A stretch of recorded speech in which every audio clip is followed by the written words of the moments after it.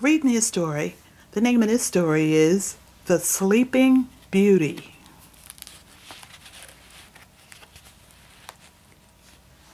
The Sleeping Beauty. There was once a king who was greatly beloved by his subjects, and so was his queen. But they had one sorrow, and that was that they had no children. But one day a little baby princess came to them, so their rejoicing was great. She was very beautiful, and the king and queen loved her so much that they made a great feast and invited the fairies who lived in the kingdom to come to it. Now there were 13 fairies in that country, but as the king had only 12 golden plates for them to use, he only asked 12 fairies to come, and did not send the 13th any invitation. When the feast was over, the fairies all gave gifts to the little princess. One gave her virtue, another beauty, another riches, and so on. But just as the 11th fairy had finished blessing her, the fairy who had not been invited came in. She was very angry that she had not been asked to come, and cried out, "The princess, when she is 16 years old, shall prick her finger with a spindle and fall down dead."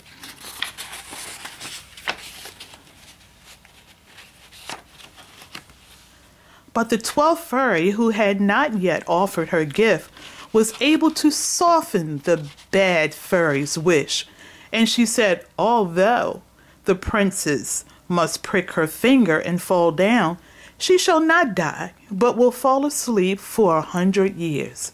The king hoped to save his child from this fate, so he ordered that all the spindles in the country should be destroyed.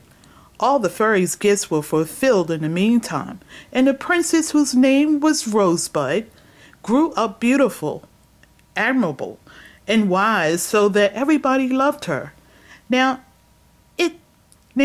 it so happened that one day when the princess was 16 years old, the king and queen and most of the court have gone out riding.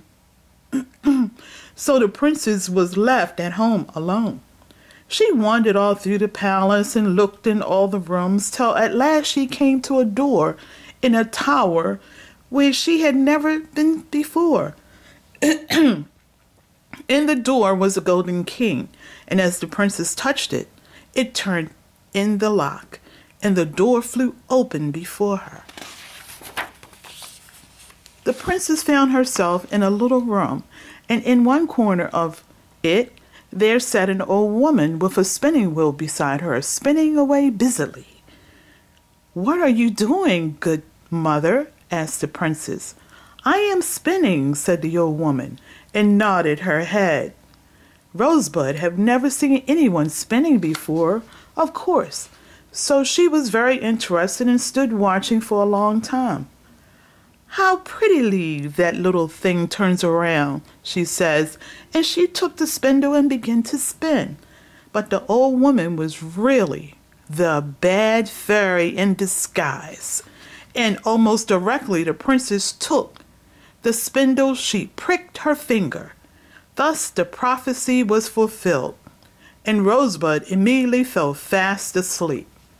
The old woman nodded her head again and smiled. Then she picked up her spinning wheel, opened the door, and disappeared. Meanwhile, the king and queen had just come home with their court, but directly they entered the palace, they all fell fast asleep too. The horses slept in the stables, and the dogs in the courtyard, the pigeons on the roof of the palace, and even the very flies on the wall. The fire on the hearth, too, left off blazing, and the meat that was roasting on the spit stood still.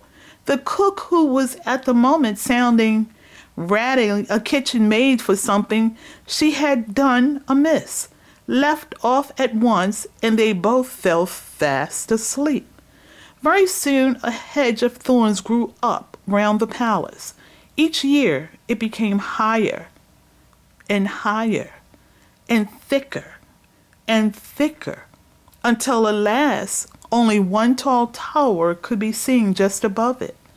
But the story of Rosebud spread all over the world, and many princes came from far off lands and tried to break through the thicket of thorns into the palace, but none of them ever succeeded. After a great number of years had gone by, there came a handsome prince into that land, for he too had heard the story of Rosebud and was determined to see her.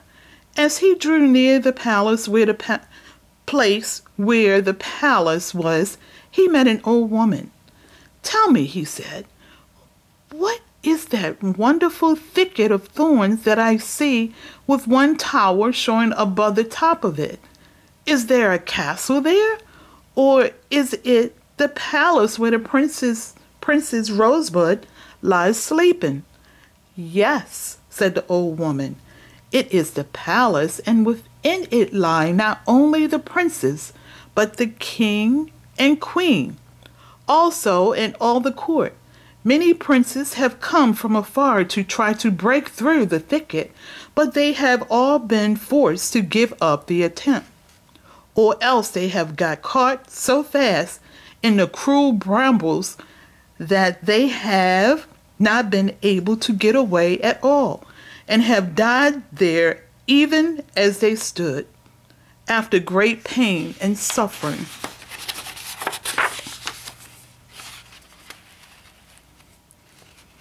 "Nevertheless," said the brave prince, "I will go and try my luck.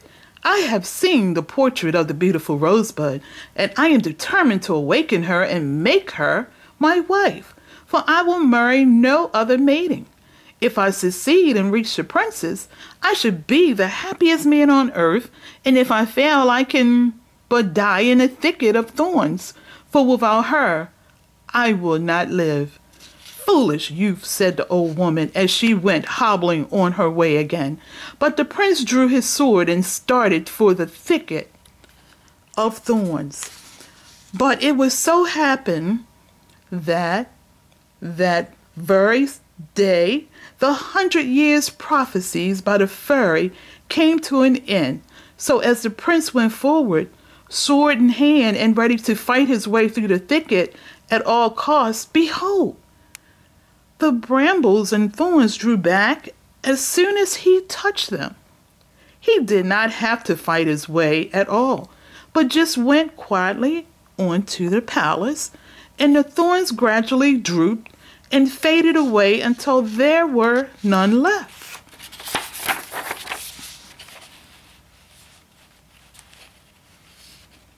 When the prince entered the palace, he saw a strange sight. On every side were ladies and nobles fast asleep, and in the middle of them the king and queen, also in a deep sleep.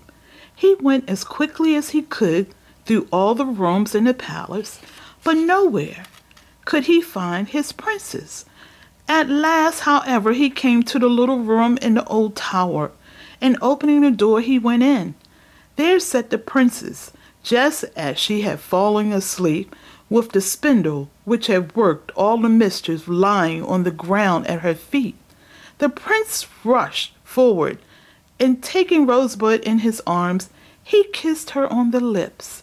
Immediately the princess' eyelids began to quiver. She drew a long breath and stretched her arms above her head. Then she opened her eyes and looked at the prince in great surprise. Directly the Princess Rosebud awoke. The spell was broken, and everybody else woke up too. The funny thing was that nobody remembered having fallen asleep, and they all went on with their different occupations as if nothing had happened. The fire began blazing away again in the kitchen, and the meat went on cooking. The cook finished scolding the kitchen maid, and everything and everybody went on doing the usual things.